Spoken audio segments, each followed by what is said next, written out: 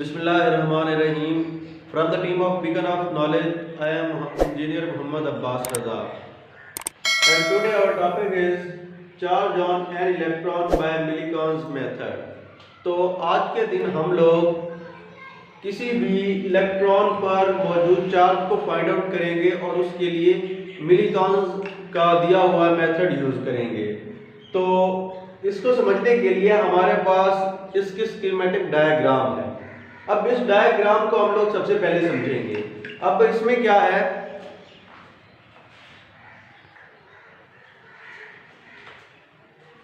अब इसमें सबसे पहले हमारे पास ये एक कंटेनर सी कंटेनर को रिप्रेजेंट कर रहा है कि हमारे पास सी कोई भी एक कंटेनर है। अब हमने ये सब कुछ एक कंटेनर के अंदर ब्लॉक किया हुआ है सिर्फ इस वजह से कि हमारे पास जो एयर है उसकी प्रेजेंस इस कंटेनर के अंदर ना हो, ताकि एयर के इलेक्ट्रिकल कंपोनेंट्स इसको इफेक्ट ना कर सके। तो हमारे पास ये स्क्वायर शेप का शेप इसकी कंपलसरी नहीं है, स्क्वायर का रेक्टेंगल शेप का हमारे पास कंटेनर है जिसको हम लोगों ने सी से रिप्रेजेंट कर रखा है। और ये हमारे पास एक कोई भी एटमाइजर है जिससे ऑयल ड्रॉपलेट्स का छिड़काव किया जाएगा। अब ये हमारे पास एस एक लाइट सोर्स है, इसके सामने हम लोगों ने एल नाम का एक लेंस लगाया हुआ है। अब क्या होगा कि जैसे ही लाइट आएगी ये उन लाइट को इकट्ठा करेगा और यहाँ पर डी पॉइंट पर फोकस करेगा। अब डी पॉइंट क्या है कि इन जितनी भी ड्रॉपलेट्स है इनमें से कोई एक ड्रॉप होगी। अब हम लोग इसका प्रोसेस शुरू करते हैं कि हमारे पास 1919 में मिलीकॉन्स ने इलेक्ट्रॉन का चार्ज फाइंड आउट करने के लिए ये मेथड इंट्रोड्यूस करवाया। अब इसमें क्या होगा कि जैसे ही हम लोग इस कंटेनर के अंदर इस एटमाइजर से छिड़काव करेंगे तो इसके अंदर ऑयल ड्रॉप्स आ जाएंगे। अब ये ऑयल ड्रॉप्स जैसे ही इस एटमाइजर से निकलते हैं तो एटमाइजर के बारीक कोने से जैसे ही ये बारीक से बारीक स्मॉल से स्मॉल ड्रॉप्स निकलती है, इन पर चार्ज आ जाता है। ऑयल की वजह से उन बारीक जो ड्रॉप्स निकलती हैं तो उस एटमाइजर की दीवारों से कोनों से रगड़ाव की वजह से इन पर चार्ज आता है। तो जितनी भी ड्रॉपलेट्स इसमें आती है उन सब पर चार्ज होता है। अब ये हमारे पास P और P डैश ये दो प्लेट्स हैं। इन दोनों प्लेट्स को हम लोगों ने यहाँ पर पोटेंशियल डिफरेंस मुहैया किया हुआ है। अब जैसे इनको पोटेंशियल डिफरेंस मिलेगा तो क्या होगा, इन दोनों प्लेट्स के दरमियान हमारे पास फील्ड क्रिएट होगी। अब इसकी जो अपर प्लेट है उसमें ये H का एक होल है, यानी कि एक होल है उसको हम लोगों ने H नाम से रिप्रेजेंट किया है। अब यहाँ पर जो ड्रॉपलेट्स आई हैं तो उन पर चार्ज आएगा। अब वो जैसे ही इस कंटेनर के अंदर फ्रीली मूव करेंगी तो वो इलेक्ट्रिक फील्ड के अंदर आना शुरू होगी। अब जैसे ही H होल से कोई भी ड्रॉपलेट इसके अंदर आएगी तो ये लाइट सोर्स, अब ये लाइट सोर्स क्या कर रहा होगा कि ये लाइट इजेक्ट कर रहा होगा और लेंस के थ्रू हम लोग उस लाइट को फोकस कर देंगे उस ड्रॉपलेट पर। इस ड्रॉपलेट को हम लोग सस्पेंड कर देंगे, मतलब इन दो प्लेट्स के दरमियान रोक देंगे। अब उसके लिए क्या होगा कि जैसे ही ये ड्रॉप नीचे डाउन की तरफ आ रहा है तो इस पर ग्रेविटेशनल की फोर्स लग रही है और उसके अपोजिट में चार्ज पर इलेक्ट्रिक फोर्स लग रही है। उसकी कंडीशन कुछ ये है हमारे पास कि हमारे पास एक इलेक्ट्रिक चार्ज है कि कोई भी चार्ज है हमारे पास, अब उस पर एक डाउनवर्ड ग्रेविटी की फोर्स लगेगी। तो हम कह सकते हैं कि उस पर जो फोर्स लगी वो हमारे पास mg के इक्वल है। Fg ग्रेविटेशनल की फोर्स इक्वल है mg के, और इसकी अपोजिटली उसकी अपवर्ड डायरेक्शन में इलेक्ट्रिक फोर्स लगेगी जो कि QE के इक्वल है। जब ये दोनों फोर्सेस इक्वल हो जाएंगी उस सूरत में ये ड्रॉपलेट यहाँ पर सस्पेंड हो जाएगा। अब जब ये सस्पेंड हो गया लाइट से हम इसको इल्यूमिनेट कर देंगे, इसको रोशन कर देंगे। फिर इसकी स्टडी हम लोग करेंगे इस माइक्रोस्कोप से। M रिप्रेजेंट कर रहा है माइक्रोस्कोप को। अब ये जो होल था जहां से ये ड्रॉप इस फील्ड के अंदर आकर सस्पेंड हो गया है तो उस होल के ऊपर से हम लोग माइक्रोस्कोप के थ्रू इसकी प्रॉपर्टीज को स्टडी करेंगे। अब अगर हम लोगों ने इसको यहाँ पर सस्पेंड करना हो इसके बिटवीन में दरमियान में तो हम लोग वेरी करेंगे अपने पोटेंशियल डिफरेंस को, यानी कि हम लोग वोल्टेजेस को वेरी करेंगे और वोल्टेजेस के वेरी करने से हमारे पास वो पोजीशन आ जाएगी जब ये दोनों फोर्सेस इक्वल हो जाएंगी। और जैसे ही ये दोनों फोर्सेस इक्वल हो जाएगी तो उस सूरत में ये यहाँ पर सस्पेंड हो जाएगा। अब एक प्लेट हमारे पास प्लस की है तो उसको P प्लस लिख दिया और दूसरी माइनस है तो तो P माइनस है। इन दोनों का डिस्टेंस हमारे पास D है। यहाँ पर W1 W2 विंडोज को रिप्रेजेंट कर रहा है। सिंपली क्या है कि यहाँ से सोर्स से लाइट अंदर जा रही है तो यहाँ पर एक विंडो लगी हुई है, और यहाँ से इलेक्ट्रिकल कंटेंट्स अंदर आ रहे हैं तो उस साइड से भी विंडो लगी हुई है। अब जैसे ही यहाँ पर आ गया, अब क्या हुआ कि हमारे पास इलेक्ट्रिक और ग्रेविटेशनल फोर्सेस इक्वल हो गई। तो उसके लिए हम लिख देंगे कि हमारे पास इलेक्ट्रिक फोर्स और ग्रेविटेशनल फोर्स इक्वल हो गए। कैसे कि हमने उसके लिए वोल्टेजेस को एडजस्ट किया।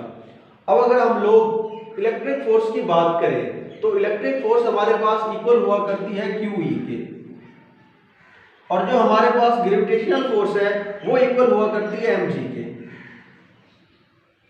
अब इस तरह इस कंडीशन में ये दोनों फोर्सेस इक्वल हो गई। अब हमारे पास जो E है, तो अगर हम E की बात करें तो ये हमारे पास V/d हुआ करता है, ये हम ऑलरेडी पढ़ चुके हैं। तो हम क्या करेंगे कि अपनी इस इक्वेशन में E की वैल्यू को रिप्लेस कर देंगे। E हमारे पास है V/d इक्वल हो जाएगा mg के। अब हम इस सब को इरेज करते हैं।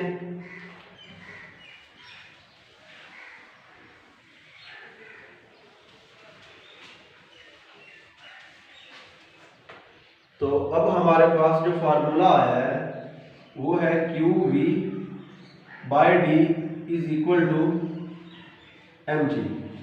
अब अगर हम लोग यहाँ से उस चार्ज की वैल्यू को निकालना चाहें तो हम चार्ज को यानी Q को इस साइड पर रहने देते हैं, बाकी सारा दूसरी साइड पर ले जाते हैं। तो क्या होगा कि जो D यहाँ पर बटा में है उस साइड पर मल्टीप्लाई में आ जाएगा, जो यहाँ पर तकसीम हो रहा है वो उस साइड पर मल्टीप्लाई हो जाएगा, तो D यहाँ पर आ गया। अब हमें यहाँ पर Q चाहिए तो हम क्या करेंगे कि V को भी दूसरी साइड पर ले जाएंगे। अब V यहाँ पर मल्टीप्लाई हो रहा है, जब उस साइड पर जाएगा तो डिवाइड हो जाएगा, तो जो Q है वो इक्वल हो जाएगा mgd/v। तो मिलीकॉन ड्रॉपलेट मेथड से हमारे पास चार्ज Q की वैल्यू आ गई।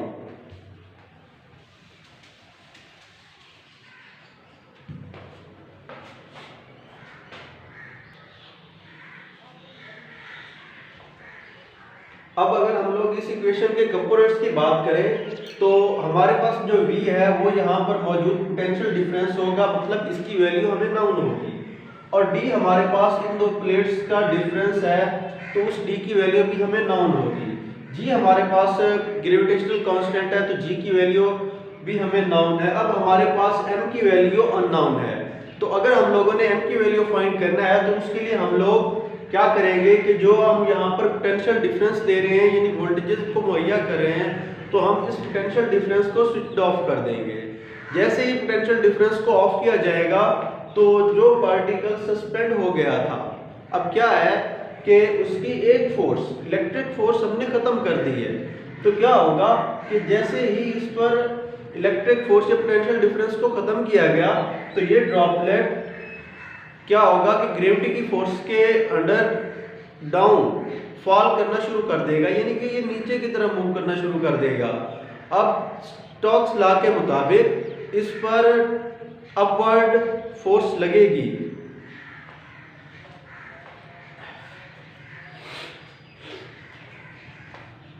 तो क्या होगा कि ये ग्रेविटी के थ्रू नीचे फॉल करना शुरू होगा, और नीचे फॉल करते हुए ये टर्मिनल वेलोसिटी गेन कर लेगा। यानी जैसे ही हम लोग इसकी फील्ड को पोटेंशियल डिफरेंस को स्विच ऑफ करेंगे तो उस वक्त ये टर्मिनल वेलोसिटी से डाउनवर्ड की तरफ आना शुरू हो जाएगा। अब ये टर्मिनल वेलोसिटी से डाउनवर्ड आ रहा है, यानी कि ग्रेविटी की फोर्स के अंडर नीचे आ रहा है, यानी कि Fg is equal to mg। ये वो ग्रेविटी की फोर्स है जिसके अंडर ये नीचे आ रहा है। अब अगर हम लोग बात करें स्टोक्स लॉ की, तो स्टोक्स लॉ के मुताबिक कि किसी भी फ्लूइड का कोई भी पार्टिकल जब डाउनवर्ड एक्ट करता है तो वो आहिस्ता आहिस्ता मैक्सिमम वेलोसिटी को गेन कर लेता है, तो उसकी फोर्स हमारे पास वही फॉलिंग फोर्स की इक्वल हो जाएगी, यानी ग्रेविटेशनल फोर्स के इक्वल हो जाएगी, Fg के इक्वल हो जाएगी। तो वो हमारे पास बन जाएगी 6 पाई थीटा r Vt। तो ये है हमारे पास उस लॉ के मुताबिक जो फोर्स बन रही है स्टोक्स लॉ के मुताबिक, और ये इक्वल हो जाएगी हमारे पास mg के। अब ये सारी कोशिश हम क्यों कर रहे हैं कि हम यहाँ से एम फाइंड आउट करें। तो एम के लिए हमने यही बात की है कि हम इसके वोल्टेजेस को ऑफ कर देंगे, ये ड्रॉप नीचे आना शुरू होगा ग्रेविटी की फोर्स के अंडर और स्टोक्स लॉ के मुताबिक वो इसके इक्वल हो जाएगी।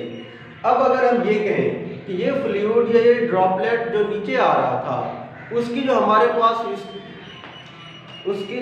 पास विस्कस डेंसिटी है तो वो हमारे पास रॉ क्या हुआ करती है m/v के इक्वल। अब अगर हम लोग इससे m फाइंड आउट करना चाहें तो जो m है वो हमारे पास m = रॉ v की इक्वल हो जाएगा। अब यहाँ पर हम v से क्या मुराद ले रहे हैं, वॉल्यूम, और यहाँ से मुराद थे वोल्टेजेस, तो ये वॉल्यूम है उस ड्रॉपलेट का। तो इसमें हम लोग उसके वॉल्यूम की वैल्यू को पुट करेंगे तो वो है हमारे पास 4/3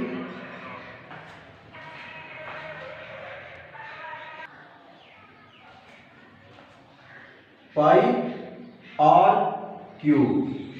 तो ये है हमारे पास इसके वॉल्यूम की कीमत। तो अब अगर हम यहाँ से m की वैल्यू को नाउन करें जो हमारे पास रॉ v की इक्वल हो गई, तो यही m की वैल्यू हम लोग यहाँ से m की वैल्यू अपनी इस इक्वेशन में पुट करते हैं। तो अब हम इसको इरेज कर देते हैं। तो ये वो इक्वेशन है जिसमें हम लोग इस m की वैल्यू को पुट कर रहे हैं। तो ये हमारे पास इक्वल हो जाएगी 6 पाई ईटा r vt और इक्वल है m। अब m की ये वैल्यू है हमारे पास, तो ये हो जाएगी रॉ इंटू 4/3 पाई r क्यूब और साथ में क्या है g, तो यहाँ पर आ जाएगा g।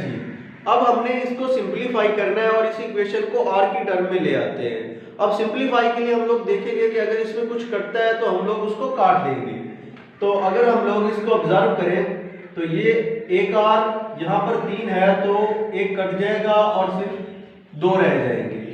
अब अगर हम लोग इनको सिंपलीफाई करें तो पाई से पाई भी कट जाएगा और 6 है ये बटा में है तो ये यहाँ पर मल्टीप्लाई हो जाएगा, 4 ऊपर मल्टीप्लाई हो रहा है तो यहाँ पर डिवाइड हो जाएगा। अब बाकी क्या बचेगा, ईटा vt और जो हमारे पास रॉ है वो यहाँ पर मल्टीप्लाई है और जी भी मल्टीप्लाई है तो ये दोनों भी यहाँ पर डिवाइड में आ जाएंगे, यानी कि रॉ और जी ये दोनों भी यहाँ पर डिवाइड में आ गए और ये r² के इक्वल है। अब हम लोग इसको इरेज कर सकते हैं।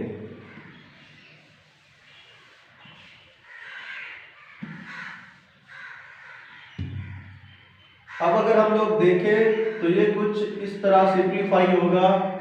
अब हमारे पास जो बाकी बच गया 3 × 3 9/2 और ऊपर हमारे पास आ जाएगा ईटा vt और इसके बटा में आ जाएगा रॉ जी और इक्वल है r² के।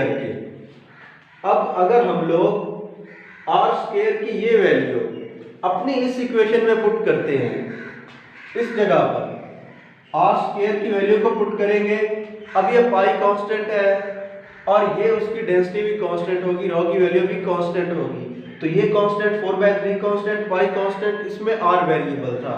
अब हम लोग r की वैल्यू यहाँ से नाउन करेंगे और इसमें पुट कर देंगे। अब जैसे हम लोग r की वैल्यू इसमें पुट करेंगे तो हमारे पास असल में m की वैल्यू आ जाएगी और उस m की वैल्यू को हम लोग अपनी इस इक्वेशन में पुट कर देंगे, पेरेंट इक्वेशन में पुट कर देंगे। इसमें जैसे ही हमारे पास m की वैल्यू आ जाएगी तो हम पहले बात कर चुके हैं कि g की वैल्यू हमें नाउन है, d का असल में ये डिस्टेंस है तो वो भी नाउन है, v से मुराद वो वोल्टेजेस थे तो वो भी नाउन है। तो इससे हमें उस इलेक्ट्रॉन का चार्ज फाइंड आउट हो जाएगा।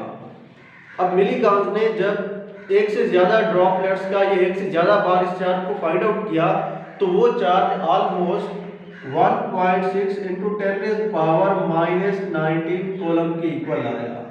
तो उससे उसने ये कंक्लूड किया कि ऑन एन एवरेज किसी भी इलेक्ट्रॉन का जो चार्ज है वो हमारे पास इसके इक्वल होता है। तो अगर हम लोग इस सब को समराइज करें तो मिलीकान ड्रॉपलेट मेथड था हमारे पास किसी भी इलेक्ट्रॉन पर चार्ज को फाइंड आउट करने के लिए। उसके लिए क्या है कि ये उसकी अरेंजमेंट है कि एक कंटेनर सी है जिसके अंदर ये सारा सर्किट इनक्लोज किया हुआ है कि एटोमाइजर से इसके अंदर ऑयल ड्रॉपलेट्स का छिड़काव किया गया और यहाँ पर प्लेट्स थी प्लस की और माइनस की, इनको पोटेंशियल डिफरेंस दिया गया और इसकी जो अपर प्लेट थी उसमें होल था। अब यहाँ से ड्रॉपलेट जब चार्ज हुआ एटॉमाइजर से निकलते हुए, जब ड्रॉपलेट चार्ज हुआ तो वो इस होल में आया, होल से यहाँ पर हम लोगों ने उसको सस्पेंड किया। कैसे कि उसका जो पोटेंशियल डिफरेंस था उसकी वैल्यू को वेरी किया, तो इलेक्ट्रिक फोर्स और जो ग्रेविटी फोर्स थी वो दोनों इक्वल हो गई, तो चार्ज यहाँ पर सस्पेंड हो गया। अब उस वक्त इसको लाइट से इल्यूमिनेट किया गया, इल्यूमिनेट करने के बाद माइक्रोस्कोप से इसको ऑब्जर्व किया गया। अब उसके बाद हम लोगों ने इन दोनों फोर्सेस को इक्वल रखा था कि जब ये सस्पेंड हुआ तो ये दोनों इक्वल हो गई, तो हमारे पास ये रिजल्टेंट इक्वेशन बन गई थी चार्ज की। इसमें हमारे पास m अननोन था, तो m की वैल्यू फाइंड आउट करने के लिए हमने इलेक्ट्रिक पोटेंशियल को ऑफ कर दिया। जैसे ही इसे ऑफ किया गया तो ये ड्रॉप नीचे आना शुरू हो गया और हुक्स लॉ के मुताबिक जो हमारे पास इक्वेशंस बनी उनको हमने सॉल्व किया, तो ये वैल्यू हमारे पास आई। जब इनको सॉल्व आउट किया तो हमारे पास फाइनल आर स्क्वायर की टर्म में ये वैल्यू आई। इस आर स्क्वायर से हम लोग आर फाइंड आउट कर सकते हैं। कैसे? अंडर रूट ले लेंगे दोनों साइड पर, तो यहाँ से आर की वैल्यू आ जाएगी। उस आर की वैल्यू को हम लोग इसमें पुट कर देंगे। जब इसमें आर पुट करेंगे तो हमारे पास एम की वैल्यू आ जाएगी। एम की वैल्यू को हम लोग इसमें पुट करेंगे तो हमारे पास उस इलेक्ट्रॉन का चार्ज आ जाएगा। तो उसके चार्ज की वैल्यू 1.6 × 10⁻⁻19 कूलम होती है। बहुत शुक्रिया। अगर किसी को कोई इशू हो तो आप लोग हमसे कमेंट सेक्शन में पूछ सकते हैं। अल्लाह हाफिज़।